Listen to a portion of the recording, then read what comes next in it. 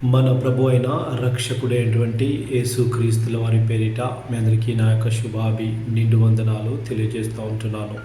ఈరోజు దేవుని యొక్క వాగ్దానము కీర్తనల గ్రంథము 119వ అధ్యాయము 133వ వచనము.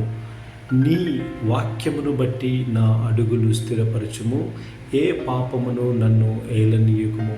దేవునికి స్తోత్రం. నా ప్రియ సహోదరి సహోదరుడా, ఈ కాలంలో గనుక మనము చూసుకున్నట్టయితే మరి ఫోన్ ద్వారా అదే విధముగా ఆకర్షణీయమైనటువంటి వాటి ద్వారా ఎంతోమంది దారి తప్పుతూ ఉంటున్నారు.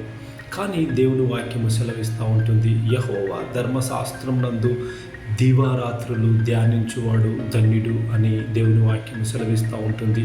మనము దేవుని వాక్యాన్ని ధ్యానించి అది హృదయంలో భద్రపరుచుకునే వారిగా ఉండాలి అని ప్రభు పేరిట నేను మనవి చేస్తున్నాను. చెడును చూడకుండా, అంటే నీ దేహముకు దీపము కన్నే గనుక నీ కన్నును పవిత్రముగా ఉంచుకొనుము అని కూడా దేవుని వాక్యము సెలవిస్తూ ఉంటుంది. మరి ఫోన్లు కానీ సోషల్ మీడియా కానీ అదేవిధంగా ఆకర్షణీయమైనవి కానీ ఈ లోకంలో ఎన్నో ఉంటున్నాయి. వాటి ఎడల మన దృష్టి పోనీయక మనము చాలా జాగ్రత్తగా ఉండాలి.